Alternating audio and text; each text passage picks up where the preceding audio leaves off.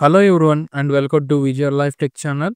మీరు ఈ వీడియో చూసిన తర్వాత కేవియట్ అంటే ఏమిటి, ఎప్పుడు ఫైల్ చేయబడుతుంది, కేవియట్ ను ఎవరు ఫైల్ చేస్తారు, మరియు కేవియట్ ఫైల్ చేయడం వల్ల ఉపయోగం ఏమిటి, మరియు కేవియట్ కాల పరిమితి ఎంతవరకు కొనసాగుతుంది అనే విషయాలను మీరు తప్పకుండా అర్థం చేసుకోగలరు. మీరు కనుక మొదటిసారి ఈ ఛానల్ చూస్తున్నట్లయితే please subscribe this channel and post your valuable opinion on this video in comment box and please share to who need this particular information. Okay, caveat అనేది లాటిన్ టర్మ్. దీనికి అర్థం వచ్చేసి లెట్ బివేర్ అని చెప్పవచ్చు. And next కేవియటర్ అనగా who files A caveat. ఎవరైతే ఈ caveat ను ఫైల్ చేస్తారో వారిని కేవియటర్ గా పిలువబడతారు. కేవియట్ ను ఒక ప్రికాషనరీ మెజర్ అని చెప్పవచ్చు. ఎలా ప్రికాషనరీ మెజర్ అయ్యింది కేవియట్ అనేది ఒకసారి చూద్దాం. కేవియట్ ను ఒక అమెండ్మెంట్ యాక్ట్ 1976 ద్వారా సెక్షన్ 50 చే తీసుకురాబడింది. ఇది 1/5/1977 నుంచి అమల్లోకి వచ్చింది. Caveat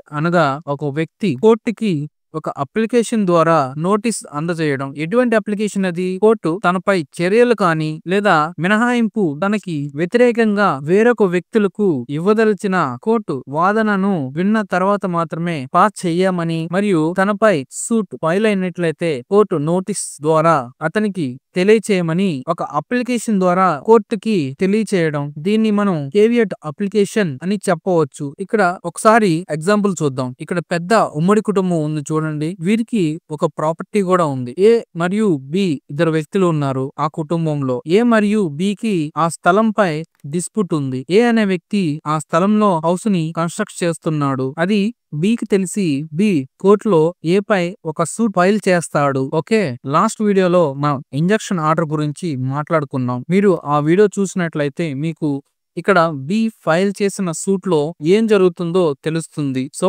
please watch that video if miss that. సాధారణంగా బి వాదనని వినిపించి ఏకి వ్యతిరేకంగా ఒక ఆర్డర్ ని తీసుకురావడం జరుగుతుంది. అప్పుడు ఏకి ఇబ్బంది కలగొచ్చు. ఏ విధంగా? తను కన్స్ట్రక్షన్ కోసం machinery, labour and material and other expenses చేసి ఉంటాడు. అవన్నీ ఇబ్బందే కదా తనకి. అలా కాకుండా ఏ అనే వ్యక్తి బి సూట్ ఫైల్ చేసిన తర్వాత కానీ, సూట్ ఫైల్ చేసే ముందు కానీ ఏ అనే వ్యక్తి కోర్టులో కేవియట్ అప్లికేషన్ ఫైల్ చేసినట్లయితే ఏకి తెలియకుండా మరియు ఏ వాదనను వినకుండా కోర్టు ఎటువంటి ఆర్డర్ ని పాస్ చేయదు. మరియు ఏ యొక్క వాదన విన్న తర్వాత మాత్రమే కోర్టు ఆర్డర్ ని పాస్ చేయడం జరుగుతుంది. అండ్ నెక్స్ట్ కేవియట్ గురించి ఎక్కడ ఏ విధంగా చెప్పబడింది అనే విషయాన్ని మనం ఒకసారి చూద్దాం. సెక్షన్ 148 ఆఫ్ సిపిసి 1908 లో కేవియట్ గురించి డీటెయిల్ గా చెప్పడం మనం గమనించవచ్చు. Section 148 clause A sub clause 1 లో కేవియట్ అప్లికేషన్ ని ఎప్పుడు ఫైల్ చేయవచ్చు అనే విషయాన్ని చూడవచ్చు. ఒకసారి వినండి, చదువుతాను. Section 148 clause A sub clause 1 where an application is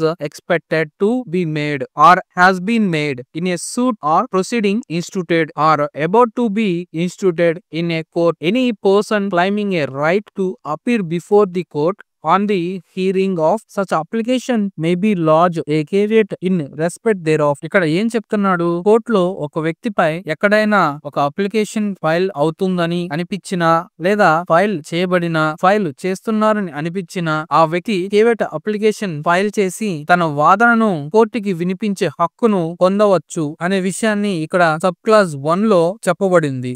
next sub clause 2 మనకు ఏం చెప్తుంది ఒకసారి చదువుతాను, వినండి. Section 148 clause A sub clause 2 where a caveat has been lodged under subsection 1, the person by whom that caveat has been lodged hereinafter referred to as the caveator shall serve a notice of the caveat by registered post acknowledgement due on the person by whom the application has been or is expected to be made under subsection 1. Sub clause 2 లో ఏం చెప్పబడింది? ఎవరైతే class 1 క్రింద caveat file చేశారో వారిని కేవియటర్ అంటారు. ఈ కేవియటర్ అనే వ్యక్తి కేవియట్ ఫైల్ చేసిన తర్వాత రిజిస్టర్ పోస్ట్ ద్వారా ఎవరైతే దావాను ఫైల్ చేశారో లేక ఎవరైతే దావాను ఫైల్ చేస్తారు అని కేవియటర్ అనుకుంటాడో వారికి నోటీస్ పంపవలసి ఉంటుంది. ఏం నోటీస్ అది? కేవియటర్ తెలియచేయవలసి ఉంటుంది. Under section 148 clause A sub clause 1 క్రింద కేవియట్ ఫైల్ చేశానని నోటీస్ పంపవలసి ఉంటుంది. అండ్ నెక్స్ట్ సబ్ క్లాస్ 3 ఒకసారి చూడండి. Where after a caveat has been lodged under subsection 1, any application is filed in any suit or proceeding, the court shall serve a notice of the application on the caveat or subclass 3 ఏం చెప్తుంది? Section 148 clause A sub class 1 క్రింద caveat file చేసినప్పుడు కేవియటార్ పై suit కానీ లేదా ఏదైనా case కానీ file చేసినట్లయితే court caveator కి నోటీస్ ఇవ్వవలసి ఉంటుంది. అండ్ నెక్స్ట్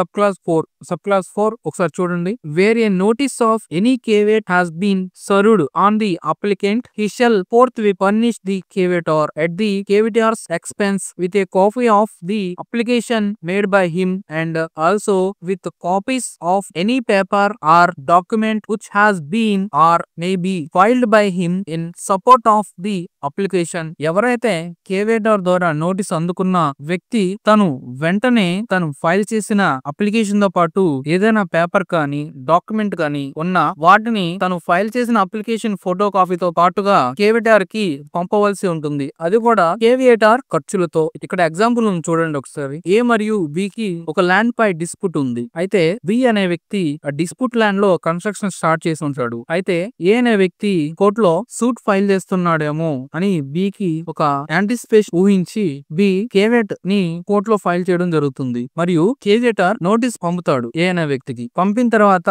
ఒకవేళ ఏ అనే వ్యక్తి సూట్ ఫైల్ చేసినట్లయితే ఆ సూట్ ఫైల్ చేసిన పేపర్స్ మరియు డాక్యుమెంట్స్ మరియు అతను ఫైల్ చేసిన అప్లికేషన్ తో పాటు అన్ని కేవియటార్ కి పంపవలసి ఉంటుంది. మనం సబ్సెక్షన్ 4 కింద ఇలా ఎగ్జాంపుల్ గా మనం ఈ విషయాన్ని మనం చెప్పుకోవచ్చు. అండ్ నెక్స్ట్ సబ్సెక్షన్ 5 ఒకసారి చూడండి. వేరే caveat has been lodged under subsection 1, such caveat shall not retain in force after the expiry of 90 days from the date on which it was lodged unless the application referred to in subsection 1 has been made before the expiry of said period. Subsection 5 ఏం చెప్తుంది? Caveat application validity 90 days అనే విషయాన్ని మనం sub class 5 లో గమనించవచ్చు. ఈ 90 days లోపల ఎటువంటి సూట్ కానీ ఏదైనా కేస్ కానీ కేవియటార్ ఫైల్ అయినట్లయితే కోర్టు ఆ సూట్ పై వెంటనే ఎటువంటి ఆర్డర్ ఇవ్వకుండా మొదటగా కేవియటార్ కి నోటీస్ అందజేస్తుంది. కేవియటార్ వాదన విన్న తర్వాత మాత్రమే ఫైల్ చేసినటువంటి